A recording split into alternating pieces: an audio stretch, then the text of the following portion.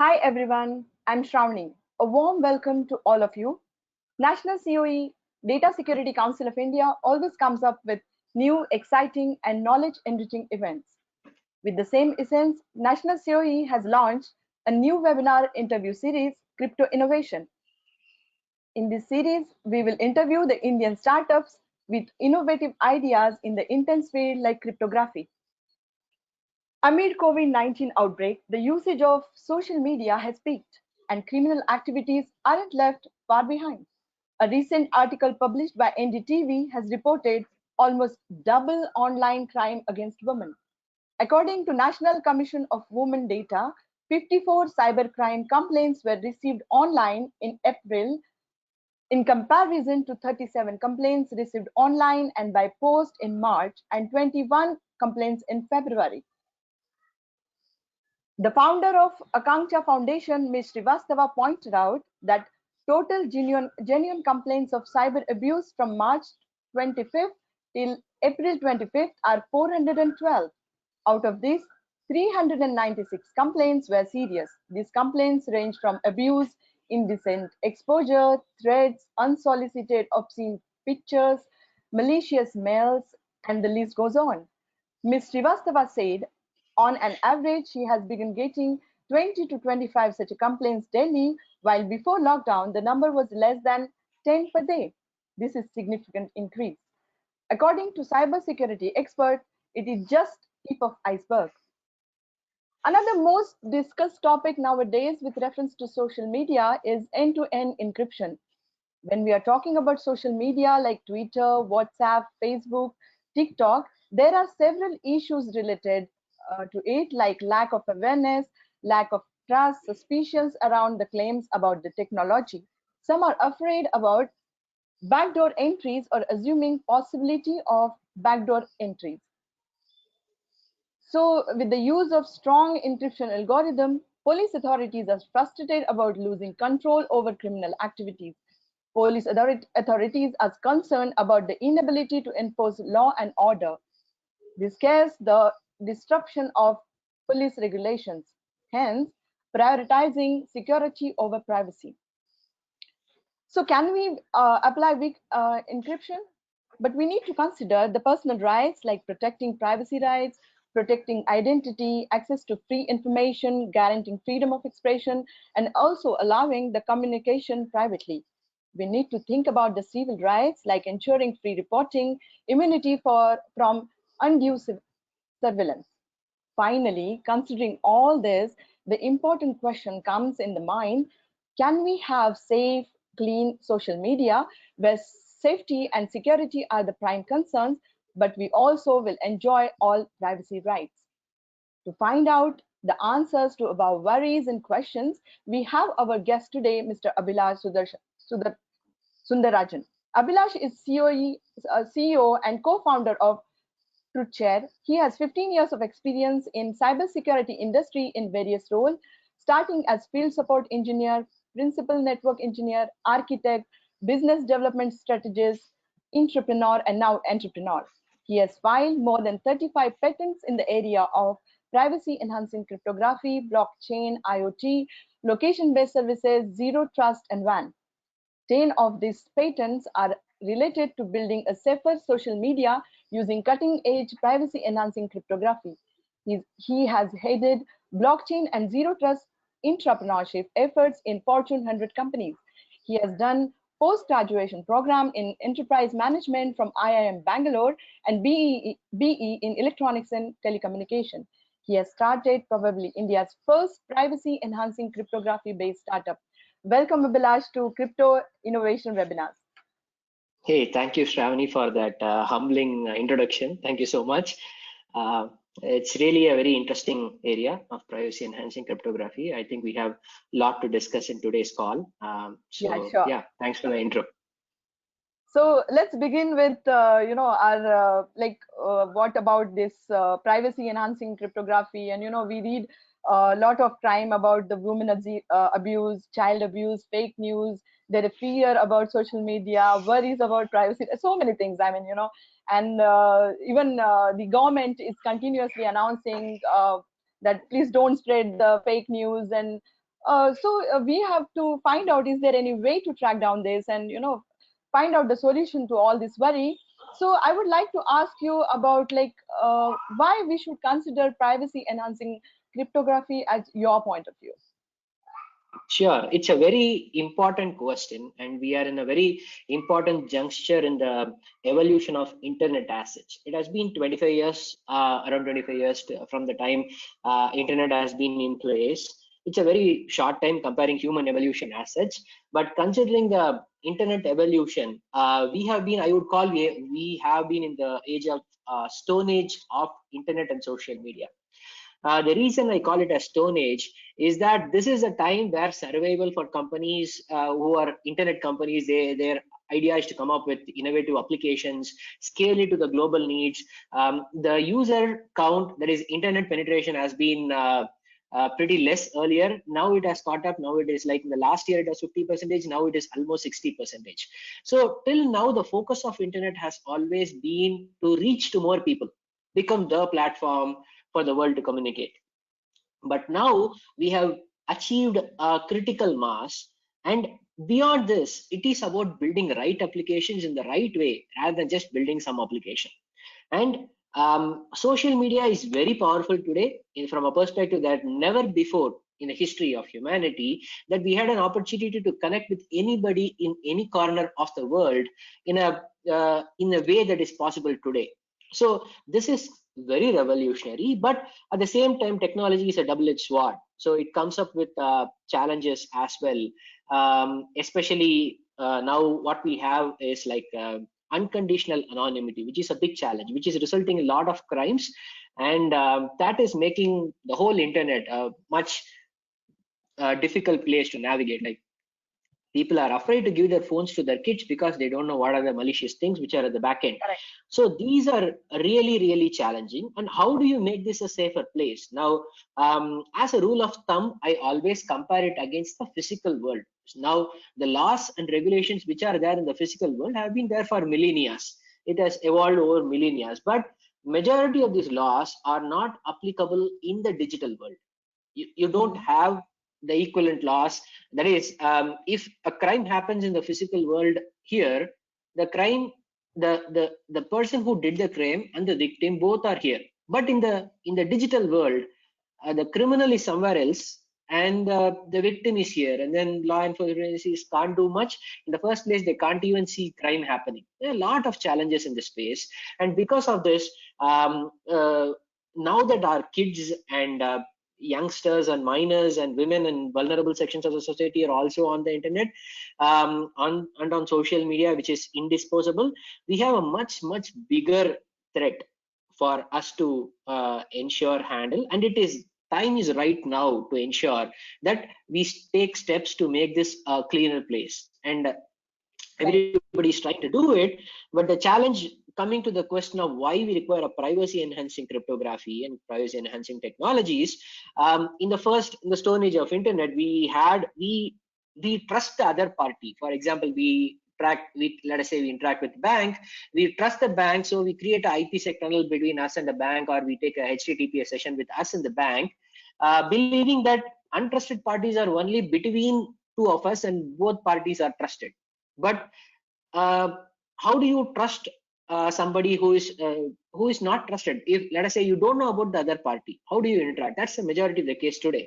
You go into a WhatsApp group, there are 200 people, you don't know 90% of the people there. So when you are communicating your information, what you are communicating, you don't know how they can make use of it, you don't know, and how it can be malicious to you and your family and your near and dear ones, you don't know. So these are the challenges. So how do you address a lot of these challenges in a regulatory compliant way is a much bigger challenge, which all the social media companies are trying to solve. And the traditional tools have limited application here. It requires new tools, because these are completely the problem of next generation, I would say, not the traditional one. So that's where privacy enhancing cryptography comes in. I'm very happy that there are a lot of research organizations which are picking up this, so which is very interesting, and good to see that DSCI is also interested in this, and there is traction across the globe on this, so which is good. So yes, you talked about the stone age of internet and social media. So can you elaborate a little more on it? So like what exactly you wanted to say about the stone age, and like uh, Yeah. you have So partially explained it, but yeah, so evolution is always a very interesting topic, right? It never seems to go away. We are always evolving in some form or the other. And if you look at that is when you compare. So even in game theory, you compare with either um, with predator and prey kind of comparisons are made. So in the Stone Age, let us say you don't have established law and order practices. Whoever is powerful, whoever can survive, he can do what he wants, and that is the law. correct. So that is predominantly what is happening on internet today. If whoever has your data, he is powerful and he can do whatever he wants. He can Right, sell the data correct. to somebody can do analytics on top of it, they can map your entire behavior. That is, you won't even know when you will get up tomorrow morning, that they will predict that okay, tomorrow most probably you will get up at this point of time. Correct, And correct. so they can do everything in a sense, like what your needs are. In fact, they can go ahead and ensure what you do what they want. Basically, Hmm. your free will is lost. They can ensure through advertising. And today, if you look at it, majority of the companies are advertising companies, the big, almost $1 trillion companies. So what they do, once they have the data, they can decide what people want, and based on whoever is willing to pay for advertisements, they can identify people's needs and push Hmm. those products to Correct. people. So what we with in this age without privacy can become is that we can become the new age digital slaves if we don't protect our data. So Right. what would happen is that if everybody knows what you would do, you would keep earning, but all your earnings would go to these advertisements. Let us Hmm. say uh, I was just searching for bleeding gum on YouTube. I started receiving advertisements on multiple other platforms for gum related, from toothpaste to gels to multiple other things. It's just an example. So you don't know what consents you have given, where your data goes, who and all is using it. It is not just that on the Google platform, it goes to Facebook, it goes to multiple other platforms. All these platforms share data. Data at the end of the day is a tradable commodity today, the most valuable tradable commodity. So this is made use of, and then at the end of the day, what happens is that you lose your free will, in the sense that um, you at the end of the day you earn just to pay for these companies who are putting these advertisements. It is made an echo chamber, and once you are into that echo chamber, you think that's the whole world, because wherever you go, you see the same thing. So you think that's the whole world, and then you go ahead and do what they recommend. So that's the challenge. So it is very important to maintain the free will of individuals. It is important privacy is established. This is not a problem with any of these existing platforms or the way things are, but this is just a Stone Age. That's where Stone Age makes much more sense, because it's just a Stone Age. There is no regulation in place, there is no technology in place to achieve all these things.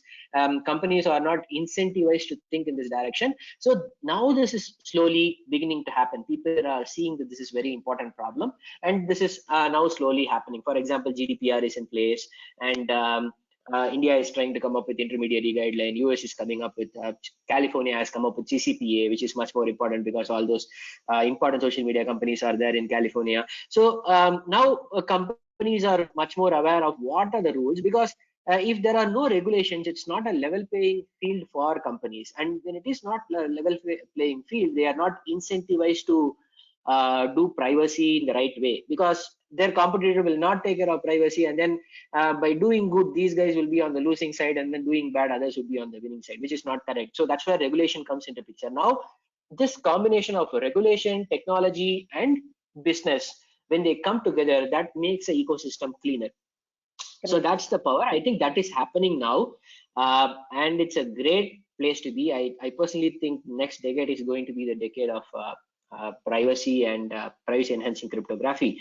So yeah, artificial intelligence will also to a huge amount depend on this to get data. Yeah, so great. Little off-bit question I would like to ask.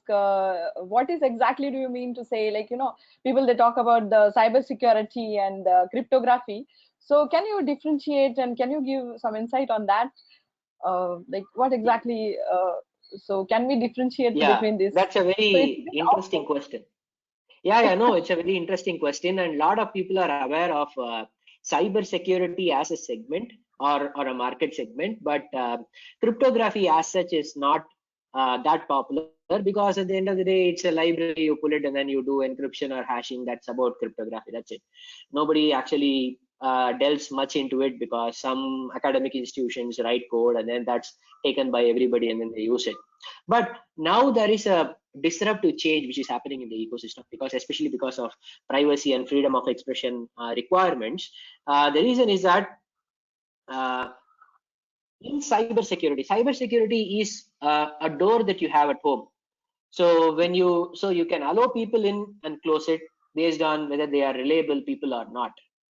But cryptography is about the entire home. That is how you build it, which part is transparent, which part is translucent, where do you want to have window, where do you want to have brick and mortar, all those things. So now we have, and this once again connects back to the Stone Age. In Stone Age, we always had rocks, and that's it. We Right. don't care about what kind of material.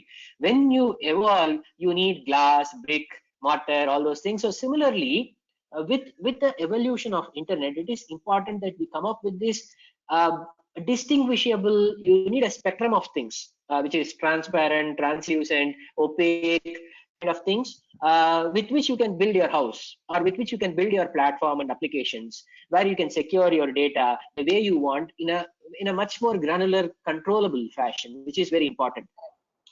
So cyber security is important, but it is sort of a traditional technology where you control who can come in, who can not. For example, I was working on zero trust, driving zero trust initiative for a company where I was working earlier. So it's a very interesting field, which does continuous monitoring, and it can continuously analyze, identify what is the behavior of people, and accordingly what kind of access people have at what time, what resources, what content, etc.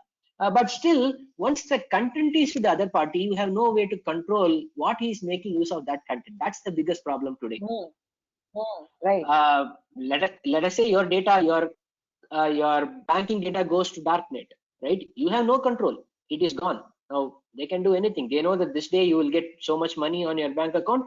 They will come and stand behind you when you are going into ATM. What can you do? They will ensure that Correct. they get all your money, withdraw all the money. So these things are possible. So it is very important you control your data and you ensure that you have right level of control. At the same time, it should not disrupt your regular way of doing business, which is very very important. And that's the Right. core idea of privacy enhancing cryptography. Correct. So, coming back to the topic of our privacy enhancing cryptography, you were talking about, right, correctly said, there is no free will now. Now, in the today's world, like people are, uh, uh, there is no control over their data when it is flowing across the globe. And once it is out, you don't know what will happen to the data. So there is no free will, as you state, right? Correctly. Am I correct? Yeah, it's that's the most important problem all the social media platforms are struggling with today, and even the advertising platforms. When you look at GDPR and CCPA, that's the most important thing that they are trying to achieve. For example, GDPR in fact says that there needs to be a right to objection for automated processing, which means that you Hmm. cannot just run AI algorithms on things and then you can start profiling people, because this Hmm. results with this plus. You can think of the bubble filtering or echo chambers where Hmm. a person gets into a particular network, let us say his friends, and then they profile, they do mass, let us say AI systems can do mass profiling and then say, okay, these Yeah. people, these are their needs, these are their wants, these are their opinions, and based on that they will classify people and then they will try to connect to people of similar thoughts artificially. Hmm. When this happens, you connect with everybody who is of a similar thought. It may be good or it may be bad. For example, thieves Hmm. can connect with more thieves. Hmm. Malicious actors can connect with more malicious actors. So Correct. that results in a big problem. And when this, and they start getting peer pressure as well. We will see Hmm. that as well in the future, because you get with a bunch of negative elements, they do negative things, then automatically there will be a peer pressure on you to do more negative things as well. It's a very proven theory in psychology. So these things happen, which has a much bigger ramification for the society. So you may be good, but just because you are connected, put inside a network of people who Hmm. are really bad, you start behaving that way. Which Hmm. is Correct. really very really difficult. Let us say you go to Instagram, you go to Facebook, you go to TikTok, wherever you go, you connect with the same set of people whom you are made to connect to, and then they say speak the same thing. It creates the echo chamber effect on you, and then you also start thinking that way. So this is really bad. So GDPR has come up with something called as objection for automated profiling, which should be prevented. Oh. So once this is not there and people have data, we are just manipulatable, because we Hmm. whatever we believe our sensory perceptions and whatever we see, that results in that. Now so these are tools which are very important in the future world, and that too with COVID-19, everybody is completely dependent on social media and internet. Correct. And the on-time screen has gone up significantly higher Hmm. for us and as well as for criminals. So this has become a big problem. Yeah. So, what do you find the data acquisition challenges in this, privacy enhancing cryptography? Yeah. So as we were discussing, people who acquire data, AI is basically, like you can see, an engine of a car. It requires petrol to run or gas to run. So it requires data to run, actually build those algorithms, model those algorithms, and ensure that the algorithm is good enough for application for specific needs. But when data is not available because of privacy, let us say Hmm. medical data is not freely available for analytics. Let's say COVID-19, you want to analyze. Every day you get new information. For example, yesterday I Sure. saw that there is information about thrombosis in legs and in lungs, which is causing arteries to be choked, and then that's typically people die. And this we just got to know yesterday. And a lot of new things. So you don't have data, and these are analyzed by people, individuals, and the more individuals analyze it, it takes more time. But this is directly conflicting with what we were speaking earlier of AIs analyzing things. Now AIs need to analyze this, but they don't have data. When they don't have data, they cannot build models and they cannot come up with Hmm. results. So how do we make this data available, at the same time ensure privacy of people? It's a very tricky Right. problem. So Right. these are the challenges that we face, and the whole society believes that privacy enhancing cryptography can provide some of the solutions which are very important, and that's why we are also motivated in looking into social media challenges that we have today. And yeah, it seems to be very relevant.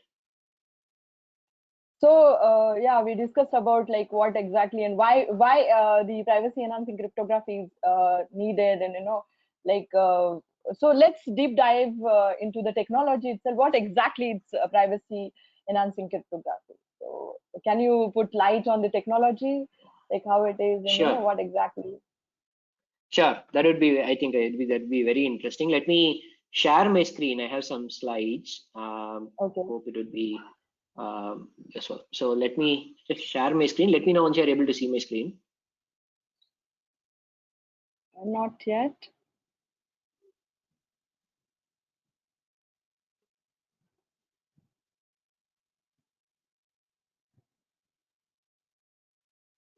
Uh, no, I can't see your screen. Uh, Are you facing camera?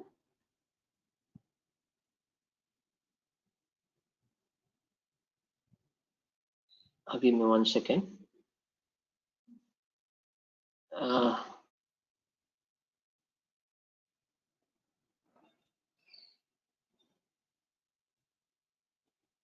Give me 1 second. Are you able to see my screen now? Not really. Yeah. Great. I can. It came up? Okay. Yeah. Okay. Cool. Okay, you can see the slides now. Mm-hmm. Yes. Okay, so let's quickly look into the challenges that we see in social media and also the need for privacy enhancing cryptography.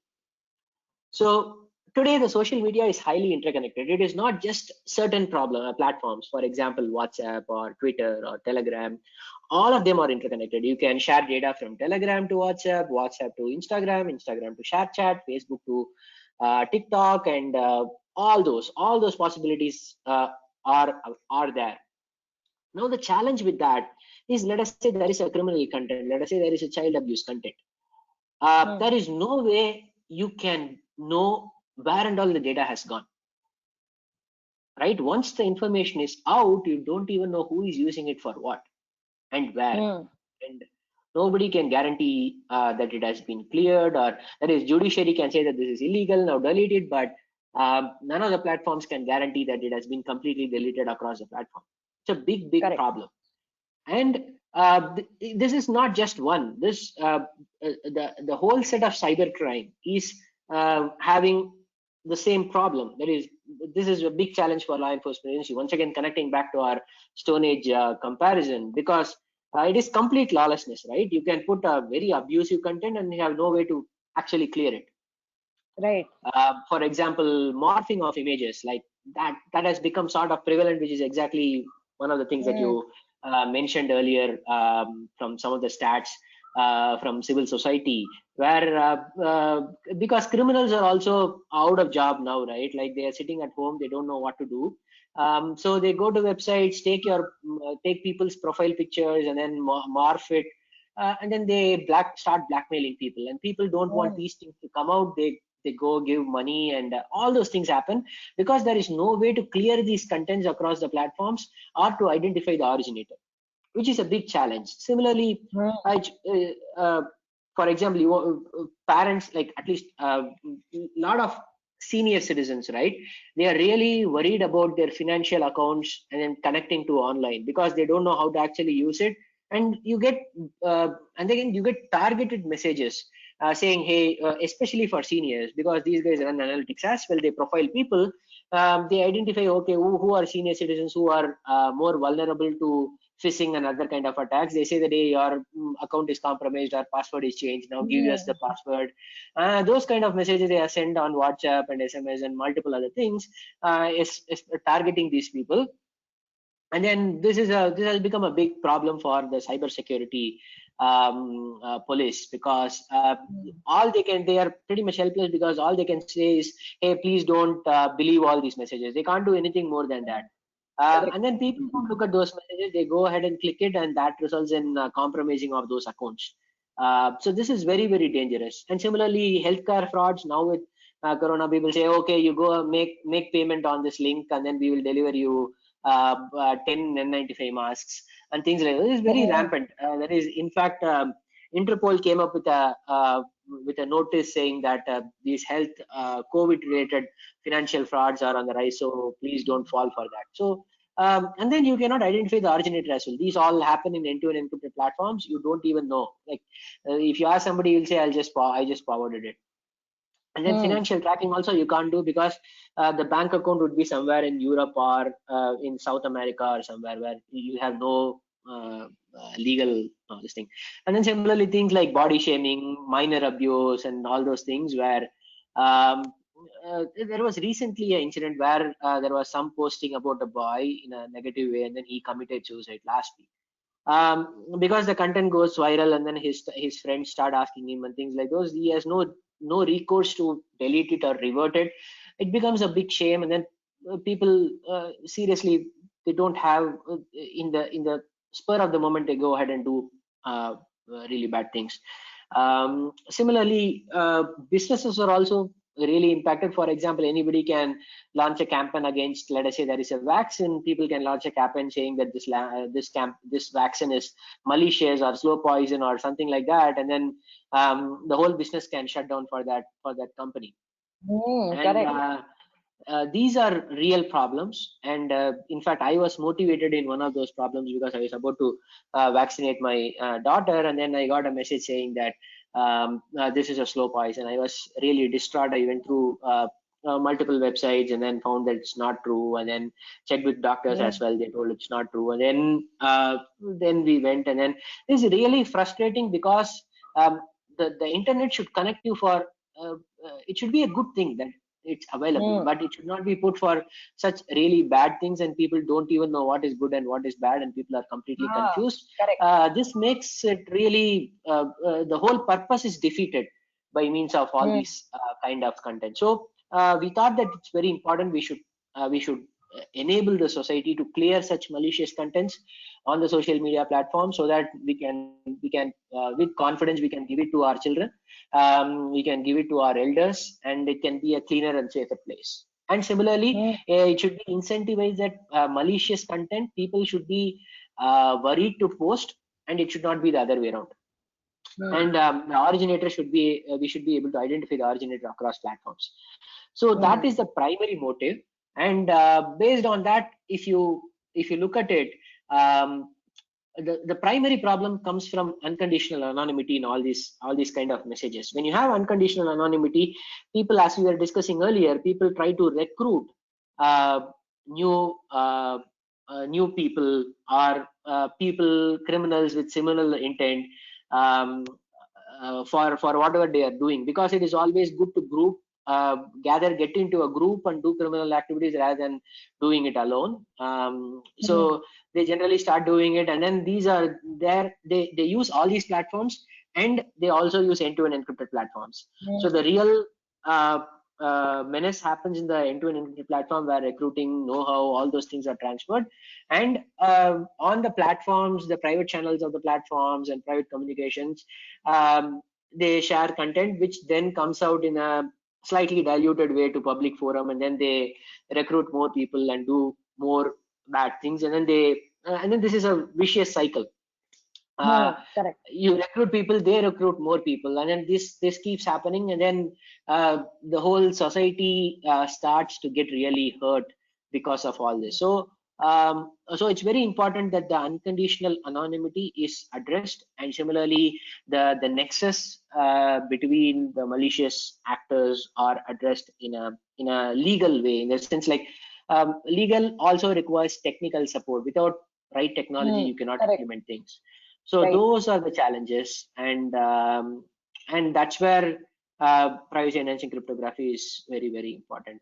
Hey, a quick thing, that is, we can go through these slides, but that is, if people have any questions or you have any question, if they have any questions, they can post, and like I can pick the questions. Yeah, because we want the session to be pretty interactive. We know we have to be cognizant of the time, but at times you can take a couple of questions if required, or you have any questions, we can look at it. If audience have any questions related to the topic, whatever we have discussed, please post the questions so that it will be more interactive. Yeah, you can look at it. If something is really pressing, you can ask, or maybe we can have breaks and then address those. Sure. So we are good to go now, because there are no questions yet. Cool, so I'll keep looking. Okay, cool. So when you look at the legislative side of things, there are a lot of countries. For example, there is something called Budapest Convention, where around 65 countries are participants, and all these are requirements already. But for example, child abuse and women harassment, all these are already requirements. But to achieve that, because of the lack of technology, it is not done. For example, even in US, they are trying to just come up with something for child abuse, but still that's not a law. And then there are technical challenges to actually implement it, which we will see shortly. So India is also trying to come up with intermediary guideline as part of the IT Act, which is very interesting. It's on the anvil, and a central tenet to all this, the way, if you look at the way technology has evolved, or social media platforms have evolved, and there is a very key regulation called as Communications Decency Act of US, which basically states that the platforms, for example, Twitter, is not responsible for what we are posting. We are responsible for what we are posting. The platform by itself is not responsible for what other people are posting on the platform. But if it is of criminal nature and there is a report, they should be able to remove it, which I think is perfect. That should be the way things should evolve. But what is happening is that because of privacy requirements and end-to-end encryption, the challenge is when data is not seen, even when it is reported, you cannot see the data. The the close looping does not happen. For example, even when you go to Google, you can get the fact checking done, and then on the right side you can get what are trending fake news, etc. But these are never circle back to the social media platform. So you will continue to get all those messages, and this is particularly true in case of cybercrime as well. So this close looping is not possible today because of privacy. It would be a privacy violation. But if we have a privacy compliant technology, that can be done. But unfortunately, today there is no technology like that, which is some of the primary challenges regulators are facing. For example, India came up with the intermediary guideline, and then there was a huge backlash from the society saying that that is, if you want us to, are you saying you want to monitor the content, and if you want platforms to monitor the content, then that will be a violation of our privacy. And similarly, if it is end-to-end encrypted platform, there is no way for platforms to monitor the content.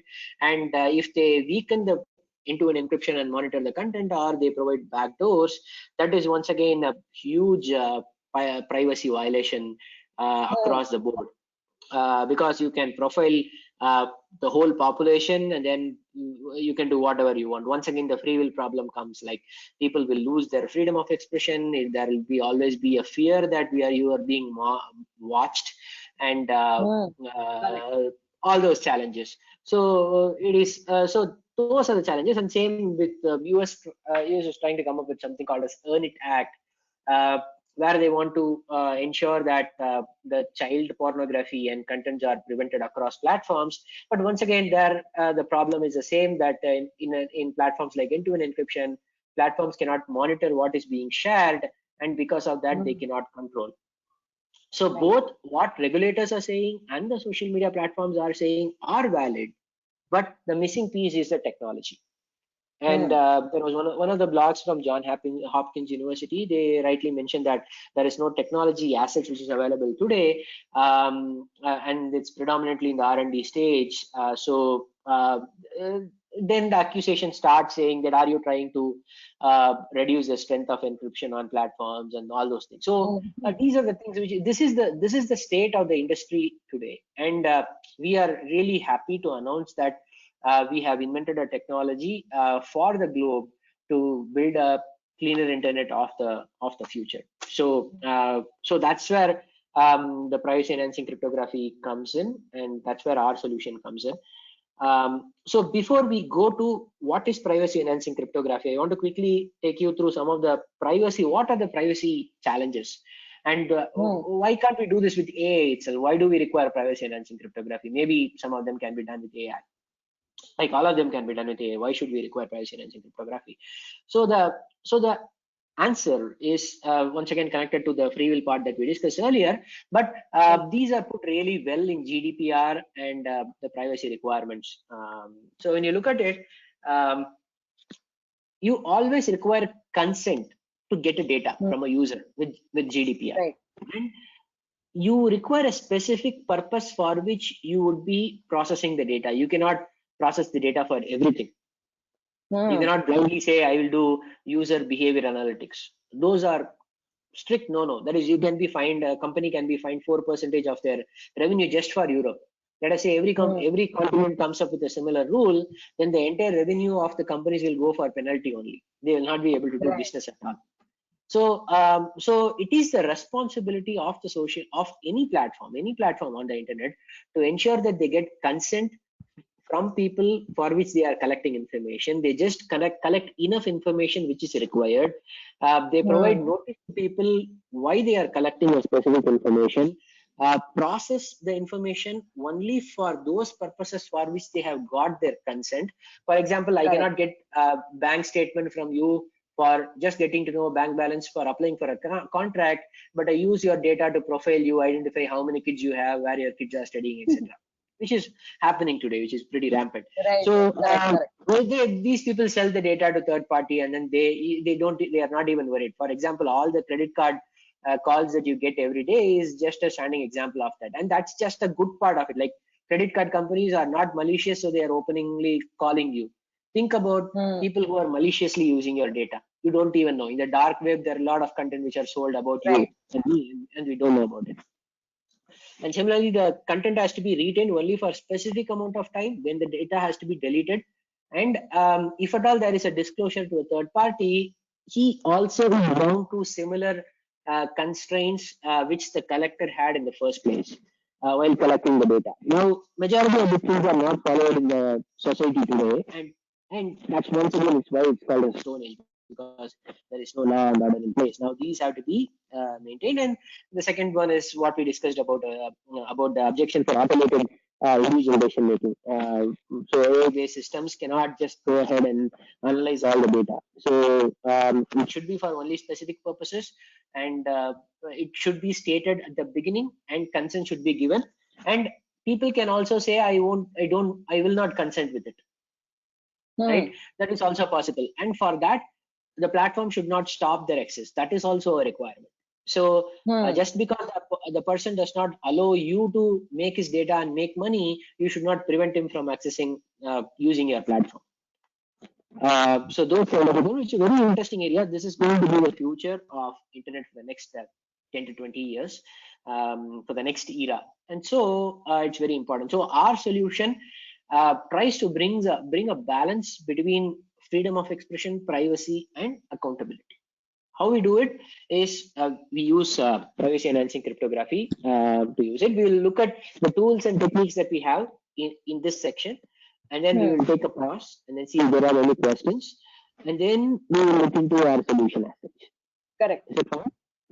Yeah, that's okay. Cool. Any questions till now that we want to? No, not yet. So I'm just trying to see if there are questions, but I'm not I didn't get any. Cool. Yeah. I think people are waiting for the technology part. I think this is. Yeah, right. Correct. Okay, cool. So privacy enhancing cryptography is a way where you control your data and you give only that much of data to the other party to do whatever he needs to do. So that's very, very important. For example, you say a frog which makes the most noise or gives out a lot of beacons is the one which first gets eaten by the snake, because it did not respect its own privacy. It gave much of data about itself, and then it got caught. So it's the same case with us on the internet as well. We should not give out much data about ourselves, and there are a lot of malicious people waiting to take advantage of it. So that's important. How do we do that is what we are going to see. Let us say there are two parties. Let us say Aruna and Balu. Typical cryptography kind of a framework. Just, I'm not calling it Alice and Bob. Alice and Bob. Yeah, it's time of Atmanirbhar Bharat. So yeah, correct. Indianize some of the terms as we are also inventing things. Right. So these are called as commitment schemes. There is something called commitment schemes, which is very interesting. And these are really old technologies. It's not new technology. As this was commitment schemes by Pedersen, and then a classical example of tossing a coin over the phone. These were in the 80s. For example, tossing the coin example, which was written by Blum in 1981. But these kind of technologies never found adoption till the last 2 to 3 years, because nobody bothered for it, and then there was never really a requirement.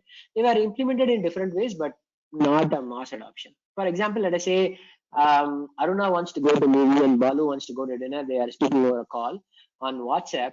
They want to toss a coin and find out. Now, over a WhatsApp, let us say Balu has a coin, he tosses.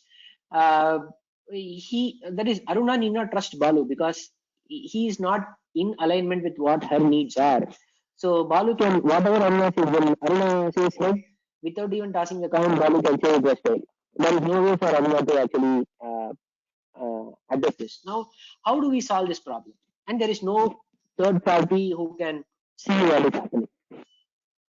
So these are very important game theory kind of examples, which is a combination of game theory, cryptography, and zero knowledge proof and commitment schemes. So let us say Aruna calls heads. She puts heads. She encrypts the message heads and then sends it to Balu. Now Balu receives the message. Balu would not know what the content is because it is encrypted. He has received the content. Now Balu goes ahead and passes the coin, and then he receives a head. So he says that the result is head because he does not know what Aruna committed to. So he says whatever the result is. Um, so Aruna sees head, and then she's elated. She says, "Ah, I won," and here is the key for the message that I actually sent. Now Balu will not believe what Aruna is saying that she has won, but Avinash, there is a disturbance in your this audio, so I'm can you hear finding some me? disturbance.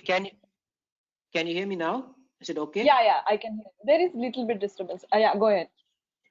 Okay. So so there is no need for Balu to believe Aruna as such, but he has already got her commitment earlier. So he will take her key and then he will take the message that he earlier received from Aruna before he tossed the coin, decrypt that, and then see what the message is. And when he knows that it is said, he is convinced that that was what Aruna committed to earlier, and then he will say, okay, let's go for a movie.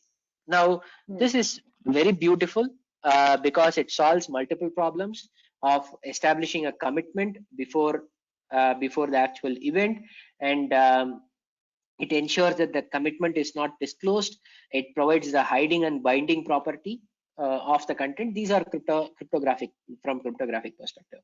And these Right. were put together in something called as in a paper called GMR 89 by Goldwasser, Micali, and Rakoff, which is a very, I would say, very important paper in the area of zero knowledge. And that started the journey. This is 89, like 30 years ago. Now, there are different flavors of zero knowledge. There is plain zero knowledge, which can be interactive. So it is more like questioning and answering, and then as what we saw just earlier, something like that. And then there can be other forms, which is called NIZK, which is non-interactive zero knowledge, where a prover and a receiver, there are two parties in zero knowledge, prover and receiver, as we saw in this case earlier. So we had Aruna and Balu. Similarly, you can have a prover and a verifier. Now,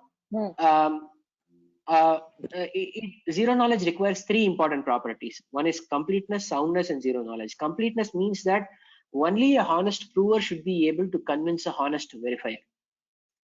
Second, soundness is that if somebody, a dishonest prover, should not be able to convince a honest verifier. We will see some of these examples that I'm coming up with later. And then similarly, zero knowledge, which is very important, where during this communication, the verifier does not get to know any other information than what the prover wants to show. Let us say they can always Aruna should maybe ask to turn on the video and then say something, and then in which case the verifier, let us say Balu, can see what color of dress she is wearing, where she is located, all those things which are actually not necessary. So how do you solve it without doing all these things is a really big challenge in solving problems. That's where ZK proof comes into picture. Now, non-interactive zero knowledge proof is that you don't interact so many times. You just provide in a single shot what is required, and that helps in doing a verification later by another party. So that is non-interactive zero knowledge. And there is one more called as ZK snark, which is called as a succinct non-interactive argument of knowledge, which is like non-interactive zero knowledge, but the proof is really small, which is much more efficient. So we are using a lot of these techniques for different scenarios, and we do use ZK snarks as well, and non-interactive part as well. So it's a really interesting set of technologies. It's a really interesting field. One of the use cases can be, for example, we are speaking about this case earlier as well. For example, banks. Let us say you are applying for a contract. Now, when you want to apply for a contract, let's say government contract, and the government wants to know if you have more than 1 crore in your bank account, you need today you are giving 6 months bank statement, which is completely unnecessary because the receiving party can get to know where your kid is studying, where your house is, what shopping you are doing, what are you buying on a periodic basis, and then you don't know where the data can go, and all those things once again come back. All the other party needs is that your balance in the bank account is more than 1 crore. So let us say if the bank says that your eighth digit and above is a non-zero value, then it provides all the information that the other party requires. They don't know exactly what is the balance. They don't know what are the kind of transactions you are done, but they trust the bank, which says that this is more than what is required, more than the threshold. Now, this is very beautiful, and these are kind of examples or techniques which can be used, and these are kind of applications which are starting to come up. Some of the things that we want to do is like uh, let us say somebody sending a message, we would want to capture that in a framework like, somebody has sent some message, but you don't know who has sent what message to whom. So when you do that, it is completely zero leak of knowledge. Even if the database gets hacked, nobody can get to know what that message actually is. At the same time, it acts as a commitment where you can come back in time retrospectively and then say, identify the originator and do multiple other things on top of it. So this is really powerful, and these are some of the technologies that we are using. And then there is something called a secure multi-party compute, which is when more than two people are involved. So zero knowledge is typically when you have two people, but let us say there are more than two people. Let us say there are 6 people, and they want to calculate some of their salaries. Now, when more than 6 people connect, or 6 or more people, salary is a very sensitive information. It needs to be protected. You cannot just provide it, but they want to add some of the salaries and get to know. So how do you calculate the sum of salaries without anyone getting to know about the salary of the other person? So a very tricky problem. The traditional way of doing that is that you have a central trusted party. You give all your salaries to the central party, and the central party would submit and then give it back that this is the sum of everybody. So this way, central party will be having the data of all the people, right? Exactly. And then you don't know once again.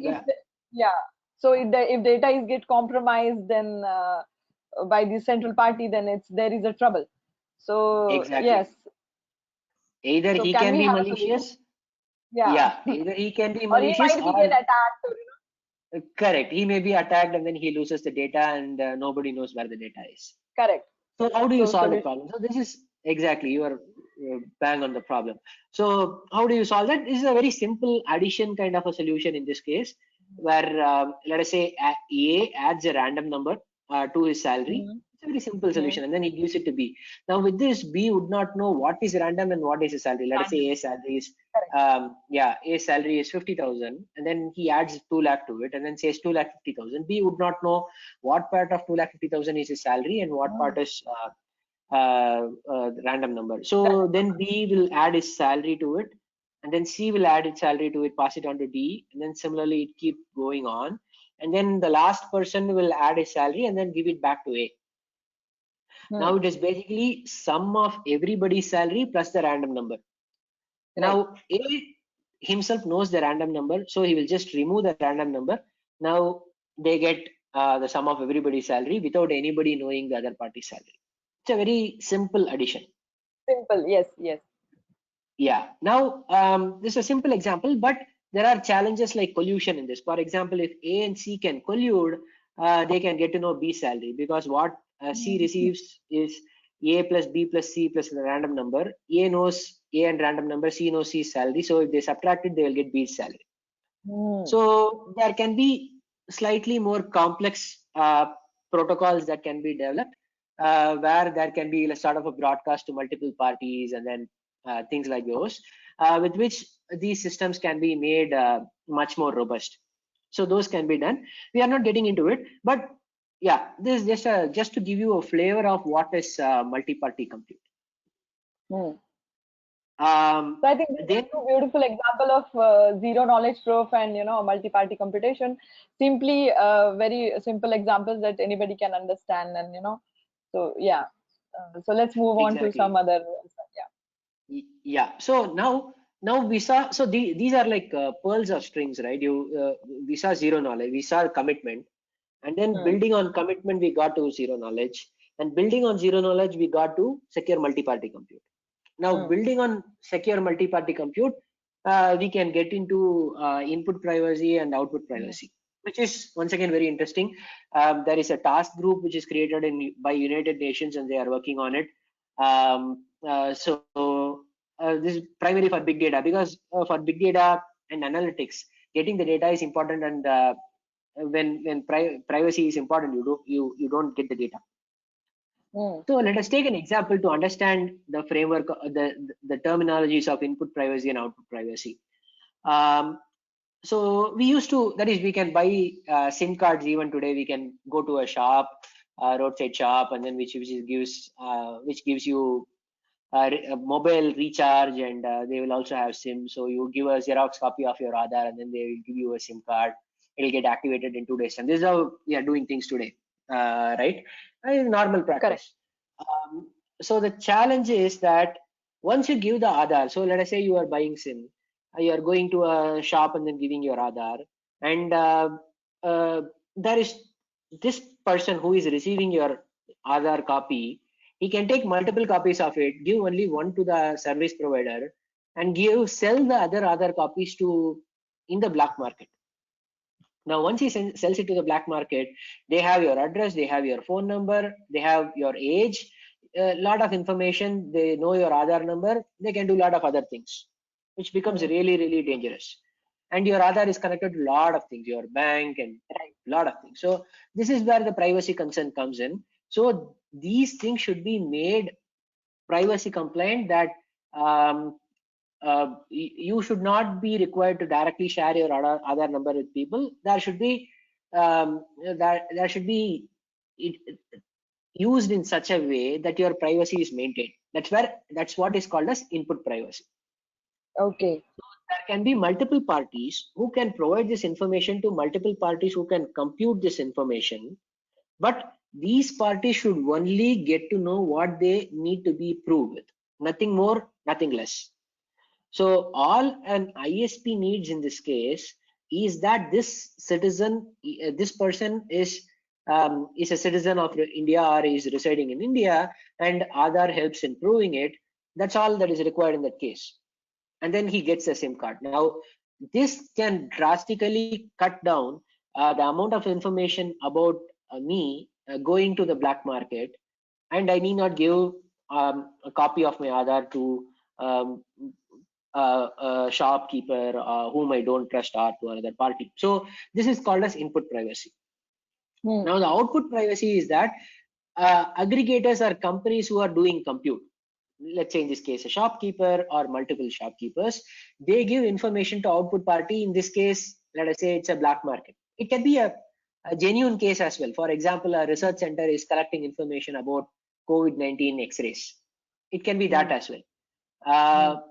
Given that we have started with this example, let's continue with it. So the requirement is that the with the output information or output privacy, the person who is actually receiving the data should not be able to identify who is the input party, Hmm. right? Let us say I give my Aadhaar copy, it directly goes to the output party clearly knows, hey, this is the guy, he is residing at this place, right? That should not happen. That um, should not. so the output parties can do analytics. For example, it can be a statistical organization of government, etc. They can be running, let us say, polio vaccination aggregation, how many people have been polio vaccinated, things like those. When that is done, they should know only the statistical number. Let us say they should know that 99.99% of the people have been successfully vaccinated is what they should know, rather than, okay, Hmm. this person was vaccinated or not, they should not know. Right. This is what is called as output privacy. Now, uh, what processing these people do, even on the proofs that you provide, is very important. Let's say you prove that you hold this ID. Now they can still use it for other purposes. Now, how do you prevent that? Is by means of policy enforcements, or there are technologies evolving. For example, in blockchain, you have smart contract where you know that, okay, this is the program that is going to run against this data. Or there are things evolving like trusted execution environment and remote application attestation, where you know that, okay, the remote device is trusted and the application running on that is also trusted. So the limited data I'm giving also is being used for limited purpose, right? Which is very, very interesting. This is going to be very important for the future, and the big companies are slowly becoming aware of that, which is and this is directly you can compare with GDPR, where the person buying the SIM card is a data subject. The person who is actually collecting the data and passing the data process and data controllers, and they give it to other parties, which are like third parties or data aggregators. So this you can clearly see how technology and regulation are coming together to establish privacy, and that's where this is a really interesting space. Now there are platforms or standard bodies which are evolving. For example, there is a community of industry leaders in the space of cryptography. For example, we spoke about Micali, Goldwasser, etc. Those kind of people are participant in platform like ZK Proof, which is trying to standardize zero knowledge principles and definitions and community reference documents they are trying to come up with. And they are working with National Institute of Standards and Technology, US. So these are really, really reputed organizations. And there is one more called recently, which came up, called as Multi-Party Compute Alliance. So NIST is running something called as Privacy Enhancing Cryptography Work Group, which is looking into these areas and collaborating with ZK Proof at least. And we are proud to announce that TruthShare is part of both ZK Proof and Multi-Party Compute Alliance, and we are trying to take this forward. I think we are first in India. I think so, and certainly first in the globe, looking into it from a perspective of social media platforms and solving the problem. So we are really looking forward to it. Yes. Yeah. So if you have let's any see questions, if you have any questions. I don't think so. There are any questions yet. Okay. So let's like so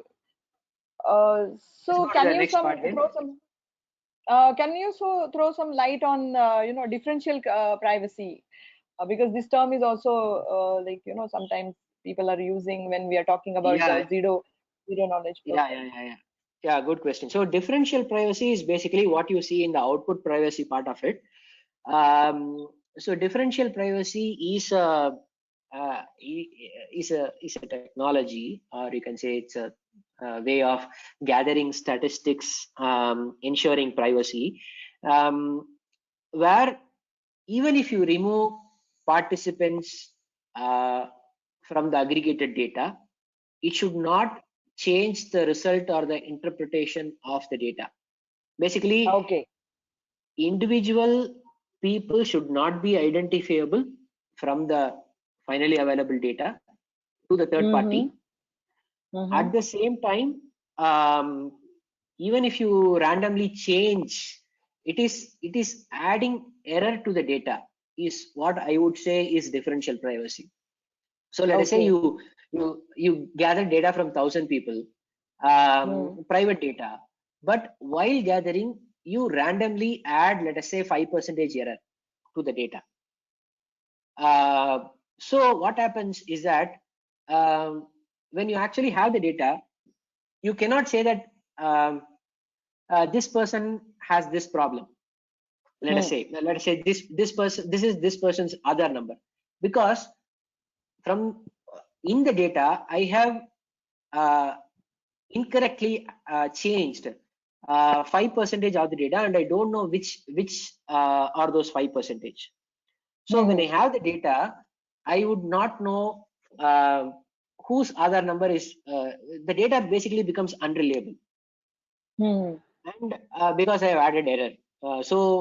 You cannot pinpoint on an individual then, because the data is not trustworthy. But at the same time, statistically at the high level, you can still say that with 95% confidence that um, this is what is happening in the ecosystem.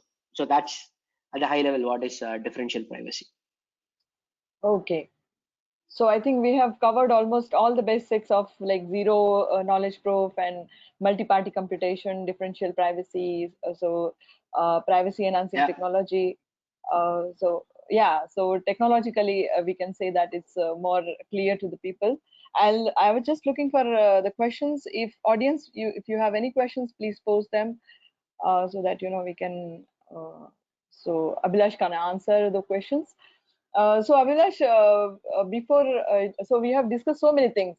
So I would like to know your solution. Like what exactly your solution, what exactly your company has Sure. developed to get what you say safe social media, and that's what we are all looking for because that's what today's need is. I mean, I want to Yeah. keep my privacy, and like but still I want criminal to get trapped, and they get punished, and Yeah. same time I don't want to sacrifice my own privacy. So this is all very intense and very complicated things, and like finding out the solution is very important. And let's see, so what your uh, solution towards all this? Awesome. Sure. I'm very happy to share this. These contents are patented, but I think it's very important that people get to know that this is how we are trying to solve it, and this can be motivation for more people to come up with newer solutions for bigger problems in the society as well. Correct.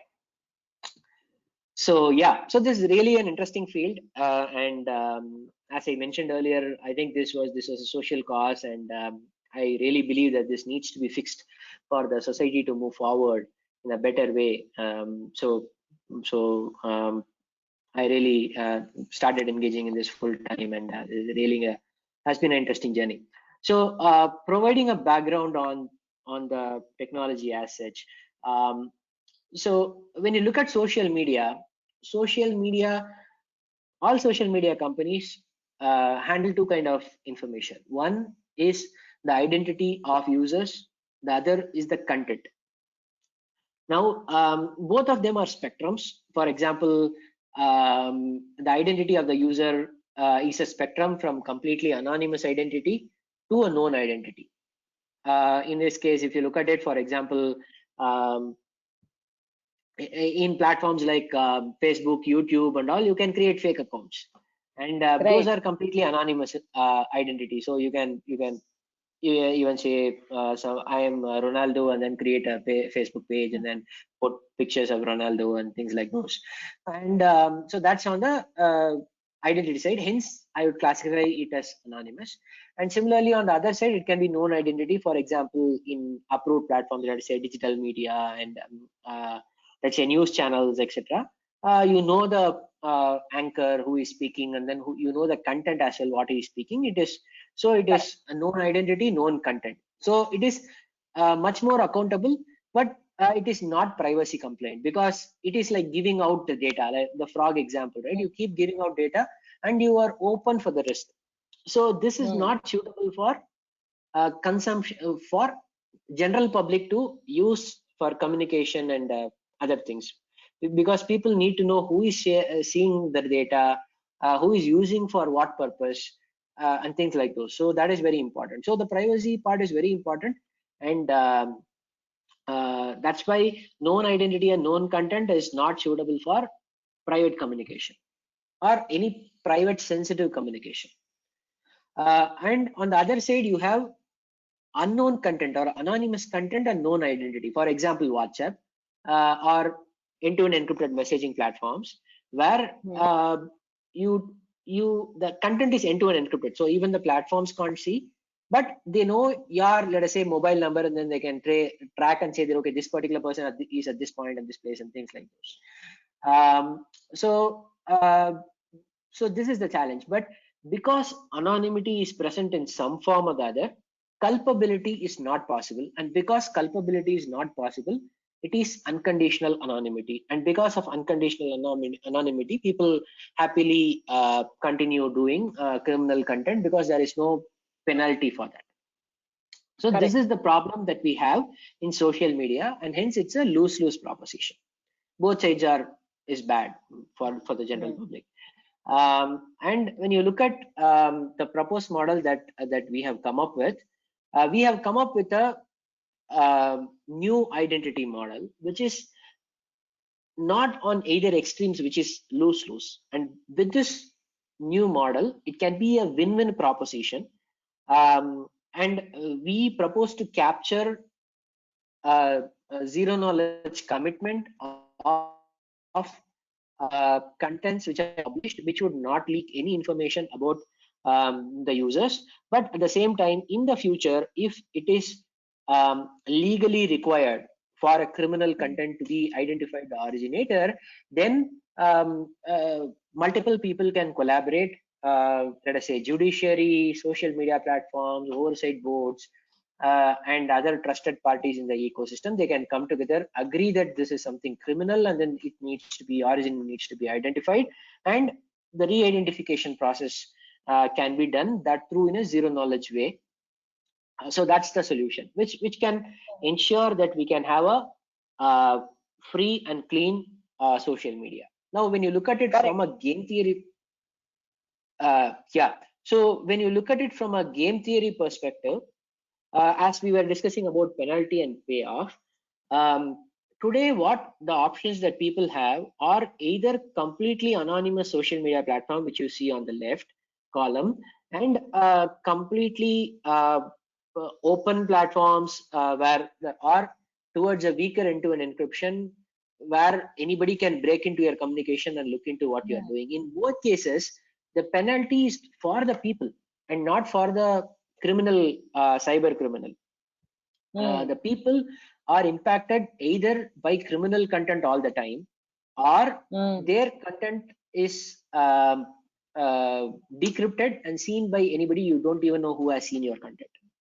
Right. So both are problematic. So we are proposing what is in the middle, where privacy of general public is retained. So people have a higher payoff. They get a cleaner platform. So they can have a stronger relationship with people on the platforms, because one of the biggest problems is that because of criminal content and other things, misinformation, the relationship of people, even long-standing relationship with childhood friends, are getting broken because of these kind of contents where people fight and then they leave and all those things. So it can be a bigger payoff for people. At the same time, the criminals would be disincentivized to create and share such content, because they will be held responsible for what they are sharing if it is criminal in nature. So that's a huge win-win, and this is what we are proposing. We have been interacting with multiple stakeholders at this point, and we have been getting good traction on this. Okay, we have time, right? We can go deeper into the solution. Yes. Okay, cool. So some of the requirements that we looked at before building the solution was that we wanted to first, primary two requirements are we want to prevent spread of criminal content. That is number one. Number two, across platforms, not just in one platform, but across platforms. And second is that we want to identify the originator of a specific criminal content across platforms. Now, these things are not at all possible today, and that's a big challenge. And then in this process, currently there are accusations that end-to-end encryption is nearing the end because regulations want to change it and things like those. At the end of the day, regulators want compliance, and the platforms want cleaner platform. And so what we are missing is a technology. So once we have the technology, we can have end-to-end encryption as well. So we want to protect end-to-end encryption. We want to make it, in fact, post quantum secure. and we want to ensure at the same time that we maintain freedom of expression and privacy Yes, as well. that is also very important. Like, not only the security, but freedom of, like, otherwise people will not speak up. So that is also Yeah, one important thing we have to look into this. exactly. Exactly. And then freedom of expression is very important, because without that, people will be subdued. They can't come out and Mm, speak in open. And correct. without privacy, you don't know who and all are tracking you. So it becomes a very dangerous place to live. Right, right, correct. At the same time, it should not be misused. And this you can see every time in the physical world. Physical world knows the difference between crime and freedom of expression. Hmm. I cannot go and kill somebody and then say this is my freedom of expression in the physical world, right? That is Hmm. clearly known. That difference is known. But in the virtual world, we can do whatever we can body shame people, we can abuse people, we can Hmm. put whatever kind of content, and then and those things are not covered legally under freedom of expression. For Hmm. example, immediate threat is not covered under freedom of expression in Hmm. any democracy. Uh, Violence, hatred, and things like those, there are a list of things which are not covered. For example, defamation are not covered under freedom of expression. So Hmm. these things need to be protected, and Hmm. these things need to be controlled. How to do that is a Hmm. very important requirement. And similarly, forwarder should not be tracked. For example, people may be innocent. They may Yes. just see an information, they may Yeah. believe it is true, and then they may forward content. For example, senior citizens, they may just believe something and then they Believe. forward. Correct. Yeah, so they So should it's not be happening tracked. even in COVID situation. Like, we are getting so many messages, like, and we are so panic, and we just forward those messages. So we wanted to protect our dear ones, and the so that Exactly. That so is, yeah, even it's we happening fall. Yeah, we fall for it all the time. So all the time. that is the important thing is that the originator of this content, who has created it with a malicious intent, giving a spin to the truth knowingly, he is culpable for creating chaos in the Right. society. Correct. Correct. And the forwarder should not be uh, made afraid of even forwarding. Once you even start punishing this, then people will be afraid even to forward right content. Then that once Right again content. defeats the whole Correct. Correct. purpose, Correct. Right. right? Right. That becomes a problem. So the Right. forwarders should not be punished. uh, Maybe depending upon the content. For example, child pornography, Right. yes, you have to do, but for other kind of, so that flexibility should be available Hmm. through the technology to the implementers, else it is very chaotic. And then similarly, self-governance. There may be Correct. concerns that, okay, there can be abuse of power in some situations. So Hmm. platforms Hmm. may need to have greater control on what has to be done at what time. So there needs to be self-governance to some extent for the platforms, as well as there Hmm. needs to be a Correct. liberty in choosing when to collaborate and when not to collaborate. Those things are very, very Hmm. important, because Hmm. crime is obvious majority of the time. You know content, and then you can say that this is crime majority Hmm. of the time. So there would be a consensus. At least those things can be prevented. Today, nothing can be prevented, which is a challenge. Similarly, there should be no profilability and no linkability as well, because once you can start profiling or linking people, for example, let us say I start tracking forwarders, then I would know Hmm. that, okay, you have sent it to this group, so most probably this group has a lot of people who are of similar intent, and then Hmm. they have these contacts, and these are people who have once again started forwarding it. So you can track everybody on the chain, and it can result in mass profiling. You Hmm. can Right. profile the entire demography and then start manipulating elections and things like this. It can become really bad.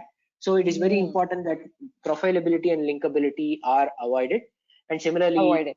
it should support multiple language, multiple platforms, multiple content formats.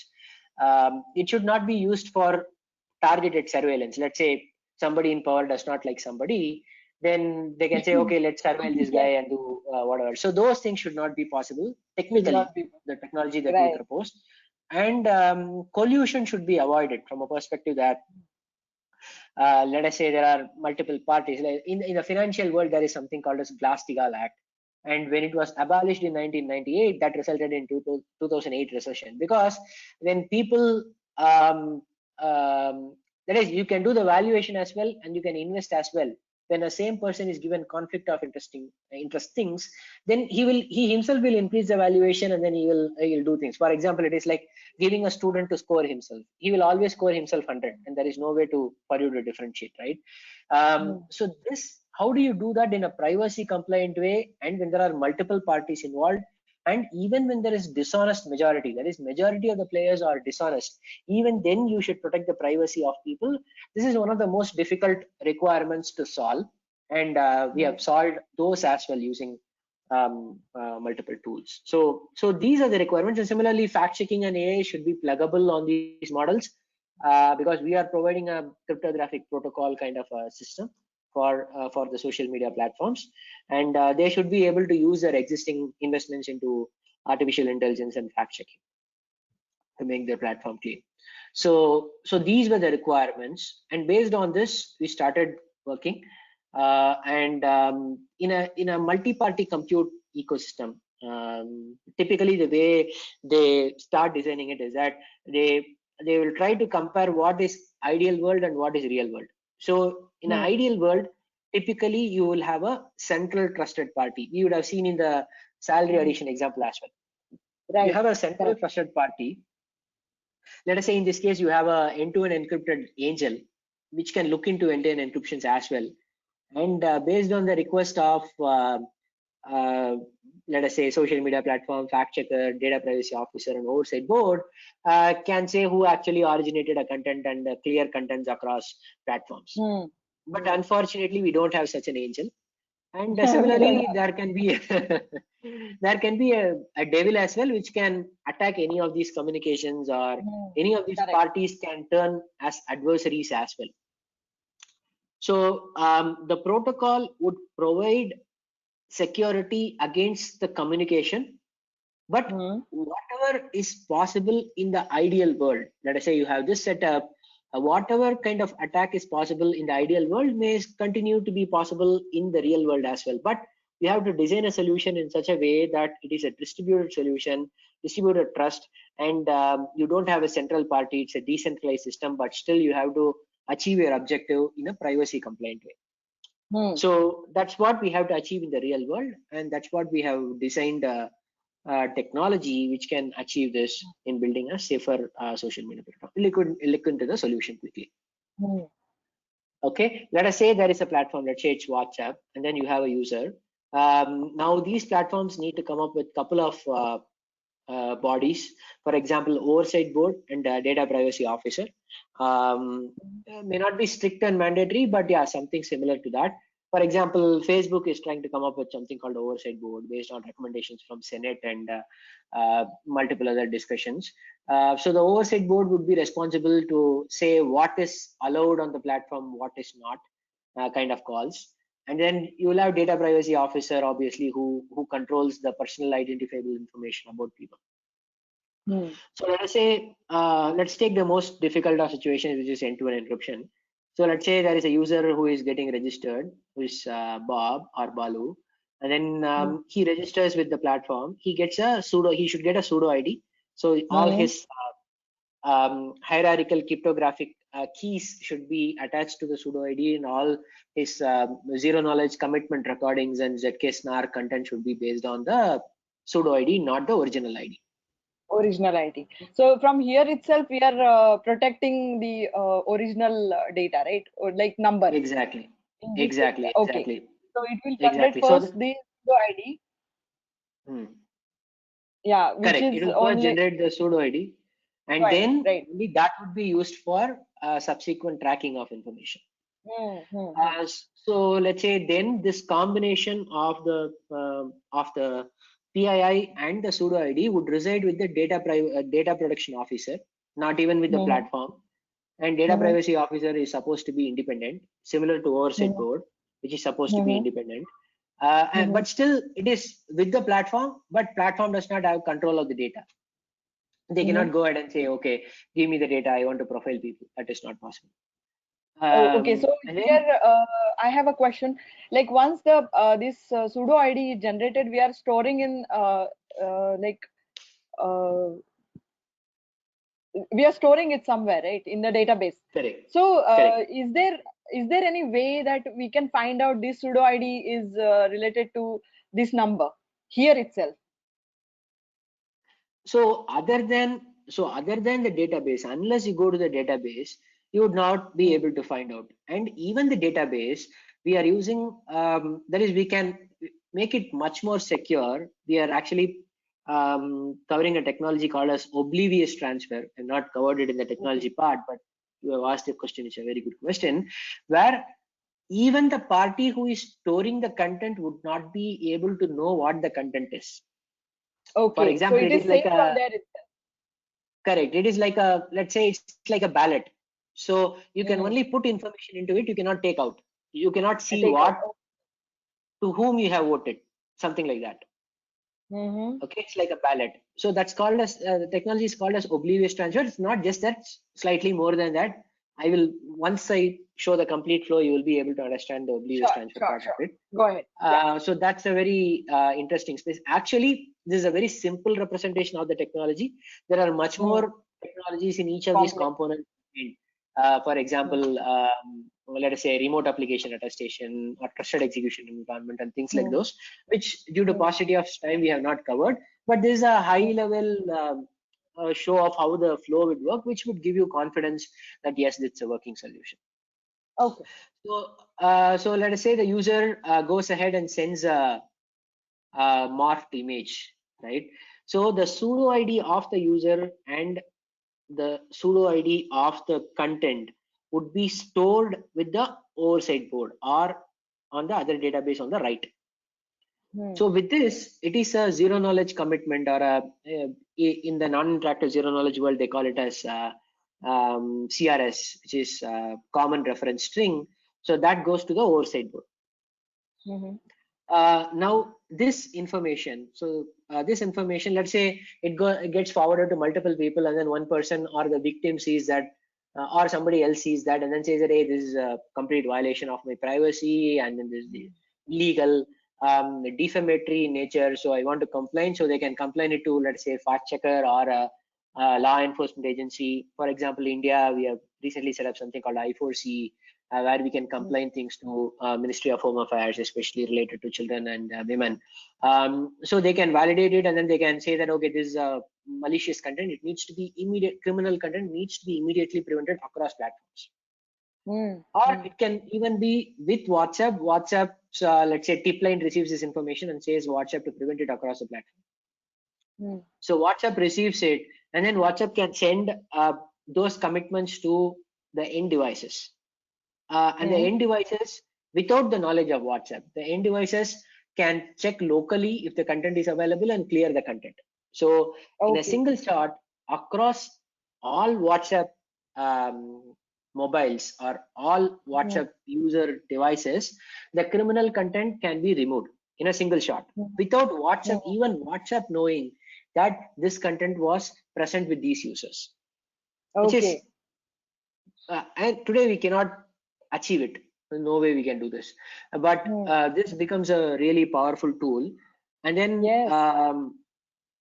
and then you can take this forward, and then let us say somebody wants to complain. Even for example, in these cases, there are technologies like hash tagging, etc. today, but those Mm. are not completely privacy compliant, because you can still do linkability, profilability, and that's exactly Mm. why people don't want to complain, because at the end of the day, everybody will get to know that they have shared the content, or people, let's say, even the platform gets to know that it is about content about them. They don't know who and all it'll get leaked to and things like those. So it is very Mm. important that profilability and linkability are prevented, and for that you require a secure multi-party compute protocol and technology. Mm. Mm. Mm. And then let's say it goes to a court, and then it goes to judiciary, and judiciary sees that there is enough importance that we identify the originator, because it is clearly criminal content, defamatory, harassment. So he can ask for the pseudo ID. Here the oblivious transfer comes into picture, where the party mentions about the So only judiciary can even get that content. It is like you are closing your eye and then picking one seat. The person who is even having the ballot cannot see what pick you have chosen, and you would only get what you are supposed to get. You would not know what are the other things which are inside the ballot or the chit, whichever you are picking. So that is oblivious transfer. So, and then in this case, only judiciary can get it, and only judiciary can get it if it is allowed by oversight board, it is allowed by law enforcement agency, it is allowed by fact checker, and it is reported by somebody, by a victim. Only then even judge can do it. It makes the system completely foolproof. And then judiciary can take the pseudo ID and then ask for the original ID, and then he can get the original ID. Now this becomes really powerful from a perspective that this is not at all possible in any of the platforms today, and this is going to be possible going forward. So this is really exciting, and we firmly believe that this can help clean the social media platforms of all the crimes in the future.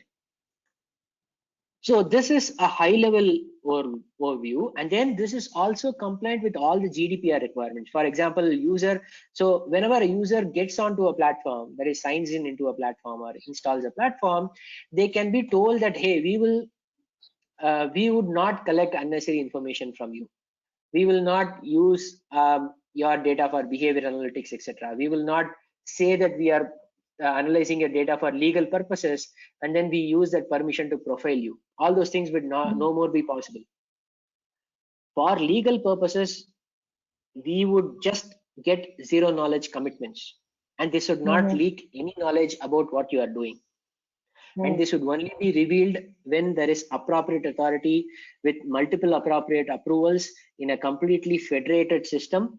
After consensus is when your data, if you have done any violation of terms of services. For example, WhatsApp has terms of services today of not using the platform for criminal content, but it has zero implementability.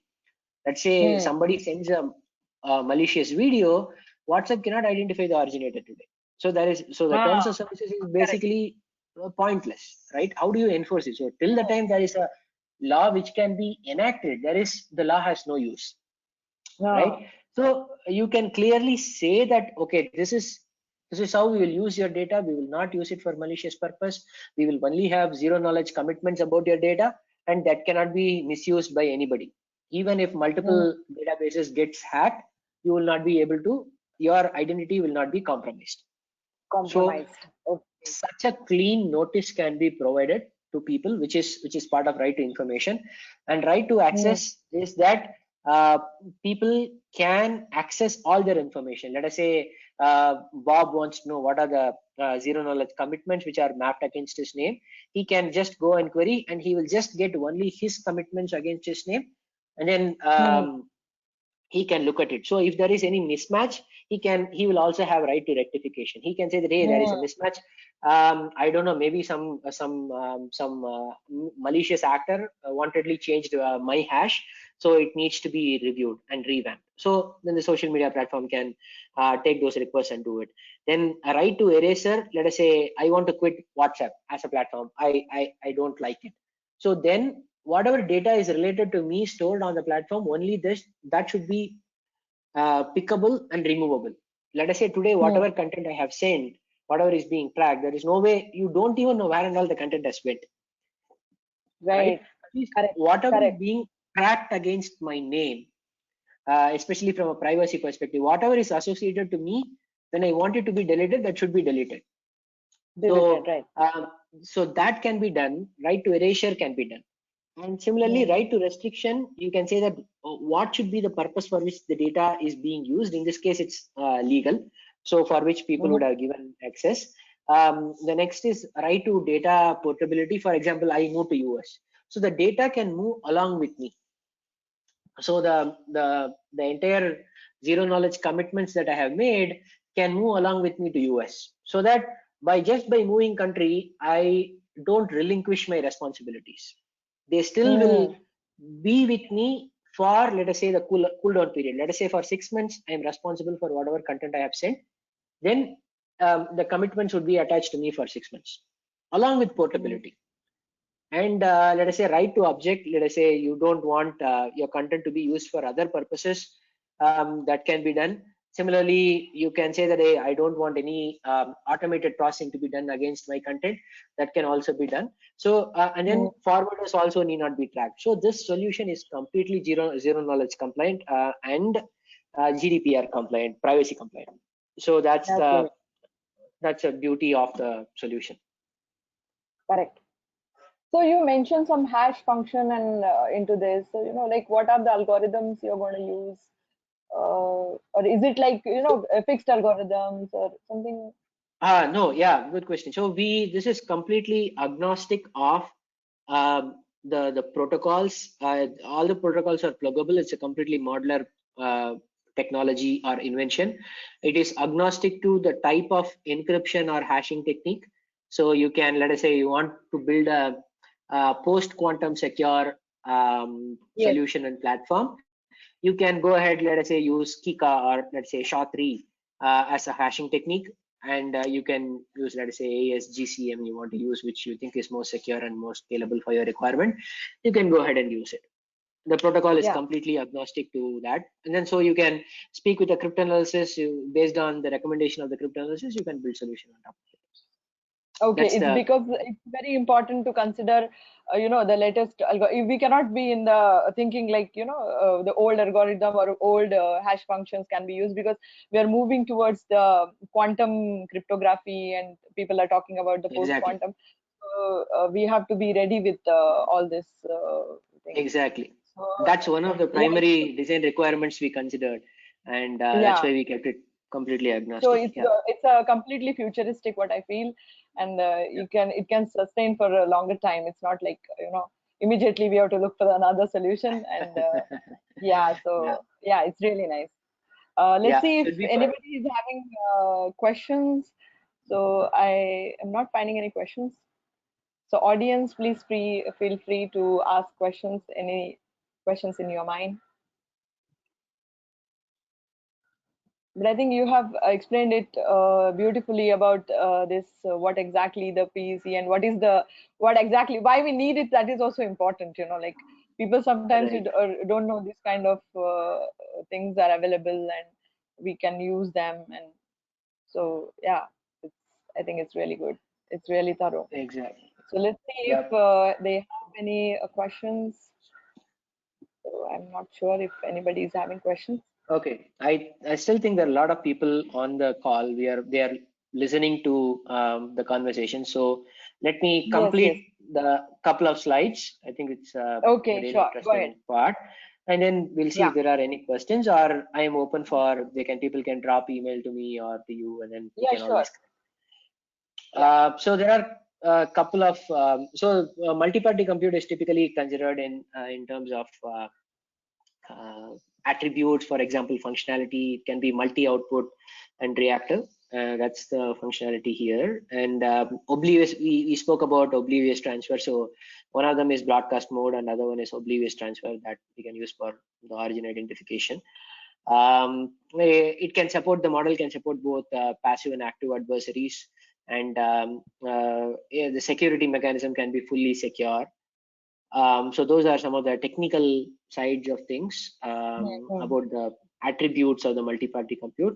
And the framework, the platform business model that we are looking at is it's more like Beam or Beam kind of a UPA kind of a model, where you can establish a clean platform, and there can be multiple parties. Like for example, in Beam you have digital wallets on one side, banks on one side, merchants on one side, and the users on the other side. So it's a it's a platform business model, multi-sided platform.